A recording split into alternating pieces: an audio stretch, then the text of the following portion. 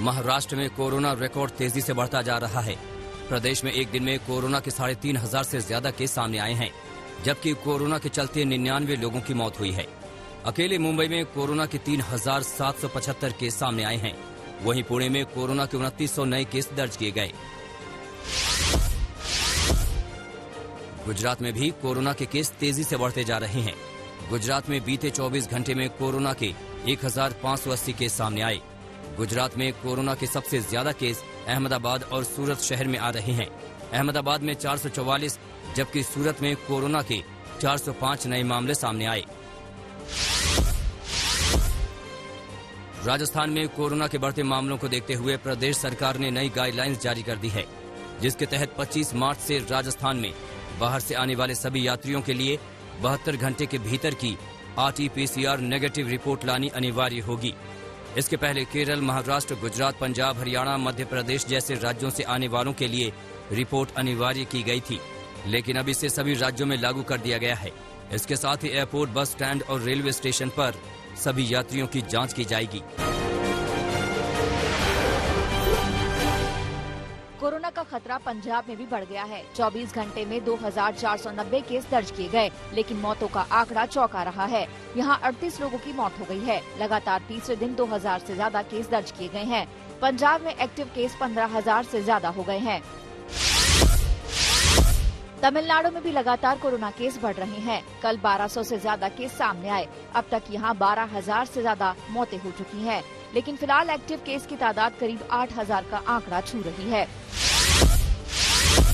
दिल्ली में कोरोना के 823 केस आए हैं। लगातार दूसरे दिन 800 से ज्यादा मामले दर्ज किए गए हैं। संक्रमण दर 1% से अधिक बरकरार है। एक्टिव मरीज बढ़कर 3,618 हो चुके हैं। सिर्फ मार्च में ही 2,200 से ज्यादा एक्टिव मरीज बढ़े हैं। दिल्ली में कोरोना के एक्टिव मरीजों की संख्या तेजी से बढ़ने के साथ ही रिकवरी रेट में भी गिरावट दर्ज की गई है। हैरानी की बात यह है कि दिल्ली में 24 घंटे के भीतर एक्टिव कोरोना मरीजों की संख्या 200 से ज्यादा दर्ज की गई है।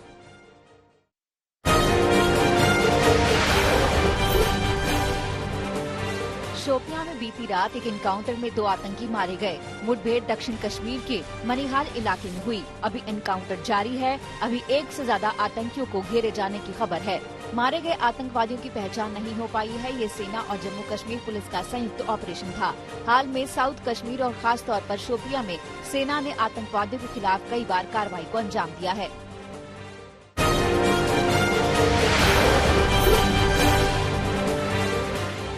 महाराष्ट्र के मुख्यमंत्री उद्धव ठाकरे को मुंबई के पूर्व कमिश्नर परमबीर सिंह की चिट्ठी के बाद प्रदेश की सियासत गरमाई हुई है। इस बीच दिल्ली में एनसीपी नेताओं ने शरद पवार से मुलाकात की। शरद पवार से मुलाकात करने वाले नेताओं में अजित पवार, सुप्रिया सुले, जयंत पाटिल और प्रफुल्ल पटेल शामिल थे। इस दौरान कांग्रेस के वरिष्ठ नेता कमलनाथ भी मौजूद रहे। बैठक के बाद जयंत पाटिल ने कहा कि अनिल देशमुख के इस्तीफे का सवाल नहीं। इससे पहले संजय राउत ने भी शरद पवार से मुलाकात की थी। एनसीपी प्रमुख शरद पवार ने अनिल देशमुख पर 100 करोड़ की वसूली वाले आरोप को गंभीर बताया है। हालांकि सचिन वाजी की बहाली पर शरद पवार ने कहा कि वाजी की बहाली सीएम उद्धव ने नहीं बल्कि परमबीर सिंह ने की थी। पवार ने कहा कि सीएम के पास फैसला लेने का अधिकार है। इस संबंध में जांच के बाद ही वो फैसला लेंगे। साथ ही गृह मंत्री अनिल देशमुख पर पवार ने कहा कि उन पर फैसला 1-2 दिन में होगा। एनसीपी सुप्रीमो शरद पवार की प्रेस कॉन्फ्रेंस के बाद राज्य के पूर्व मुख्यमंत्री देवेंद्र फडणवीस ने महाराष्ट्र सरकार पर हमला बोला। देवेंद्र फडणवीस ने कहा कि जब तक अनिल देशमुख का इस्तीफा और उस पूरे मामले की जांच नहीं होती, तब तक हमारा आंदोलन इसी तरह जारी रहेगा। उन्होंने शरद पवार पर आरोप लगाते हुए कहा कि वो पूरा सच नहीं बोल रहे हैं। केंद्रीय मंत्री रविशंकर प्रसाद ने परमबीर सिंह के आरोपों की सीबीआई जांच की मांग की है। मुंबई के पूर्व कमिश्नर परमबीर सिंह की चिट्ठी के बाद रविशंकर प्रसाद ने उद्धव सरकार पर निशाना साधते हुए पूछा कि सचिन वाजी को किसके दबाव में लाया गया, शिवसेना के, सीएम के या फिर शरद पवार के। निष्पक्ष जांच के बाद ही पूरा सच सामने आ सकता है। महाराष्ट्र एटीएस ने मनसुख हिरेन की हत्या के मामले में 2 और लोगों को गिरफ्तार किया है। महाराष्ट्र एटीएस ने दावा किया है कि गिरफ्तार किए गए 2 लोगों का हाथ मनसुख की हत्या के पीछे था। गिरफ्तार आरोपियों में से एक आरोपी पूर्व कांस्टेबल और दूसरा बुकी है। एटीएस ने जिस क्रिकेट बुकी नरेश को पकड़ा है, उसने 5 फर्जी सिम कार्ड सचिन वाजे और विनायक शिंदे को मुहैया करवाया था। एटीएस इस बात की भी जांच कर रही है कि ये पूरी साजिश कब रची गई, इसमें और कौन कौन शामिल है। देहरादून में 150 से अधिक मंदिरों में गैर हिंदुओं के प्रवेश पर प्रतिबंध वाले पोस्टर लगाए गए हैं। ये बैनर हिंदू युवा वाहिनी की ओर से लगाए गए हैं। हिंदू युवा वाहिनी के कार्यकर्ता दावा कर रहे हैं कि अब ऐसे पोस्टर पूरे उत्तराखंड में लगाए जाएंगे। उधर पुलिस इन पोस्टरों को हटा रही है, लेकिन पुलिस का कोई बड़ा अधिकारी इस पर बोलने को तैयार नहीं है। कृषि कानून का विरोध कर रहे किसान नेता हरियाणा में आंदोलन तेज करने की तैयारी में है। झज्जर में हुई किसान महापंचायत में फैसला किया गया है कि अब किसान हरियाणा की सरकार को गिराने के लिए आमरण अनशन करेंगे। झज्जर में हुई महापंचायत में 5 राज्यों के किसान पहुंचे थे।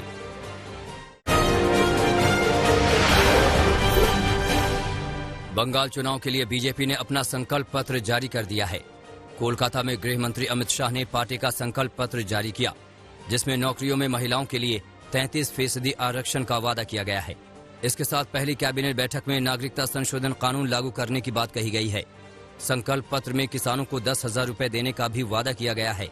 साथ ही राजनीतिक हिंसा में मारे गए लोगों के परिवार वालों को आर्थिक मदद की बात कही गई है।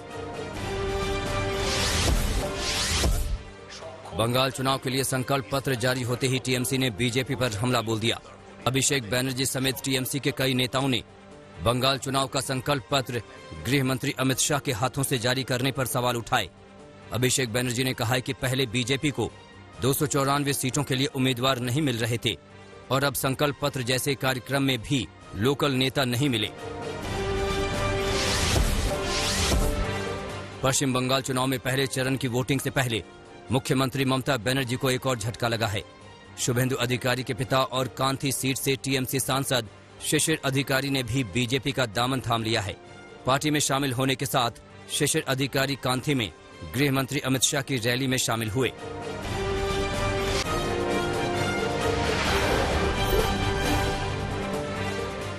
टीएमसी की कार्यकर्ता का शव मिला है। टीएमसी ने बीजेपी पर हत्या का आरोप लगाया है। मामला झारग्राम के नेतुरा बाजार का है। पुलिस का कहना है कि मौत की वजह पोस्टमार्टम की बात पता चलेगी। झारग्राम में तनाव के बाद ज्यादा पुलिस बलों की तैनाती की गई है। टीएमसी का कहना है कि जगदीश महतो नाम के इस वर्कर को बीजेपी के कार्यकर्ताओं ने रविवार की दोपहर ही धमकाया था। घटना के बाद टीएमसी के कार्यकर्ताओं ने स्टेट हाईवे नंबर 7 को जाम कर दिया और प्रदर्शन किया।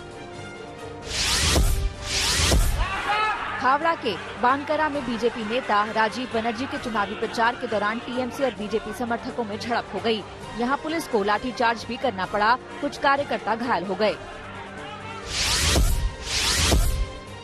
नॉर्थ 24 परगना के खरदा में प्रचार से लौटती बीजेपी की महिला कार्यकर्ताओं पर हमला हो गया। पार्टी के उम्मीदवार की बैठक के बाद लौटती इन कार्यकर्ताओं पर हमले का आरोप टीएमसी पर लगा है। इसके बाद इलाके में तनाव है।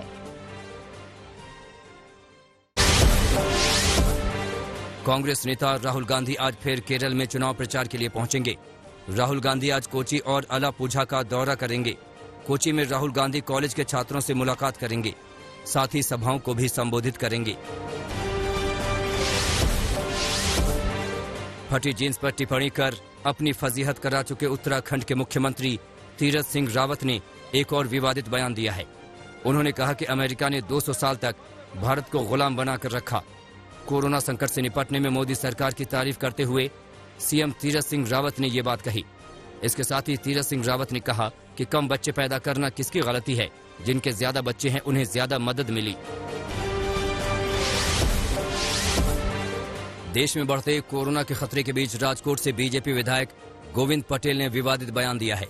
गोविंद पटेल ने कहा कि जो लोग मेहनत करते हैं उन्हें कोरोना नहीं होता। विधायक ने कहा कि बीजेपी कार्यकर्ता मेहनत करते हैं, इसलिए उन्हें कोरोना नहीं होता है।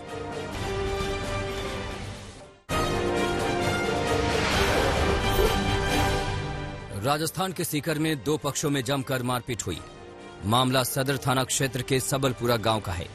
बताया जा रहा है कि यहां शादी समारोह में खाने को लेकर विवाद हुआ। पहले कहा सुनी हुई और फिर बात यहां तक पहुंच गई कि 2 पक्ष एक दूसरे पर कुर्सियां फेंकने लगे। इस मारपीट में दूल्हा भी बुरी तरह घायल हुआ है। इस मारपीट के बाद एक पक्ष ने मुकदमा दर्ज कराया है। पूरे मामले की पुलिस जांच कर रही है। पंजाब के तरन तारण में पुलिस और 2 निहंगों के बीच खूनी मुठभेड़ हुई। जिसमें पुलिस ने 2 निहंगों को मार गिराया। ये मामला भारत पाकिस्तान सीमा पर स्थित खेमकरन पुलिस स्टेशन इलाके का है। पुलिस को सूचना मिली थी कि नदेड़ साहिब में कत्ल करने के बाद दोनों निहंग तरन तारन में छिपे हुए हैं। जानकारी के मुताबिक पुलिस ने छापेमारी की, मगर निहंगों ने पुलिस पर हमला बोल दिया, जिसमें थाना प्रभारी गंभीर रूप से घायल हो गए। हालांकि इस एनकाउंटर में 2 निहंगे मारे गए। ग्वालियर में 2 लड़कियों की मारपीट का वीडियो वायरल हुआ है। इस वीडियो में दिख रहा है कि 2 लड़कियां आपस में भयानक झगड़ा कर रही हैं और दोनों को 2 लड़के शांत कराने की कोशिश कर रहे हैं। फिलहाल इस मामले में कोई केस दर्ज नहीं किया गया, मगर ये वीडियो तेजी से वायरल हो रहा है। बिहार में नकलची बेखौफ हैं। ताजा मामला कैमूर जिले के भभुआ और कुदरा का है। जानकारी के मुताबिक सिपाही भर्ती की लिखित परीक्षा के दौरान जिला प्रशासन ने कुल 8 नकलचियों को गिरफ्तार किया है। इन 8 लोगों में 5 लोग नकल करते हुए पकड़े गए हैं, जबकि 3 लोगों को नकल करने के आरोप में गिरफ्तार किया गया है। आरोपियों के पास से 2 पीस इलेक्ट्रॉनिक डिवाइस, ब्लूटूथ लगा मास्क और प्रश्नों के उत्तर लिखी एक टी-शर्ट भी बरामद हुई है। पूरे मामले की जांच की जा रही है। उत्तराखंड के बागेश्वर में जंगलों में आग धधक रही है। जिले के गणखेत रेंज और बैजनाथ रेंज के जंगलों में भीषण आग लगी हुई है। इस आग में लाखों की वन संपदा तो जलकर खाक हो ही गई है, मगर जंगली जानवरों को भी बहुत नुकसान हो रहा है। इस आग के चलते जंगली जानवरों के रिहायशी इलाके में आने का खतरा बढ़ गया है।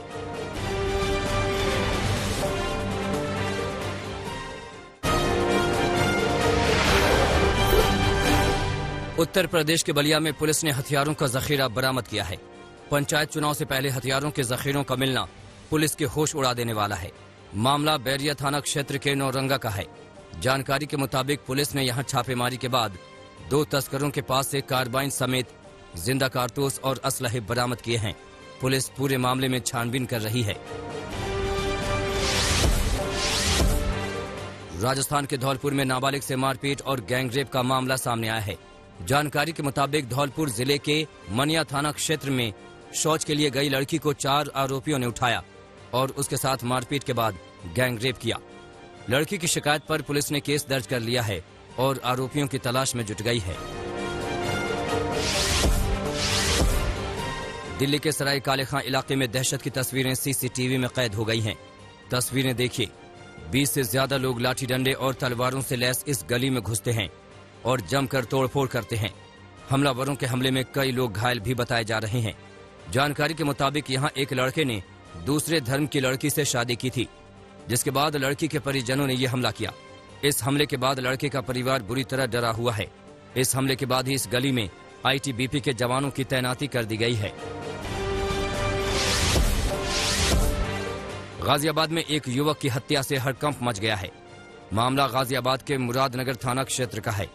जानकारी के मुताबिक शाहरुख नाम के एक शख्स पर एक बाइक पर आए 3 बदमाशों ने ताबड़तोड़ गोलियां बरसाईं और फरार हो गए। इस गोलीकांड में युवक ने दम तोड़ दिया। परिजनों की माने तो पुरानी रंजिश के चलते ये हत्या की गई है। अब पुलिस आरोपियों की तलाश में जुट गई है। दिल्ली के रोहिणी में दिल दहलाने वाली वारदात सामने आई है। मामला दिल्ली के रोहिणी स्थित रिठाला इलाके का है, जहां पर किराए के मकान में रहने वाली एक निसंतान महिला ने संतान प्राप्ति के लिए तंत्र मंत्र के चक्कर में पड़कर अपने ही पड़ोस में रहने वाले 2.5 साल के मासूम की बलि दे दी और शव को बोरे में बंद करके फेंक दिया। पुलिस ने शव को पोस्टमार्टम के लिए भेज दिया है और आरोपी महिला को गिरफ्तार कर लिया है।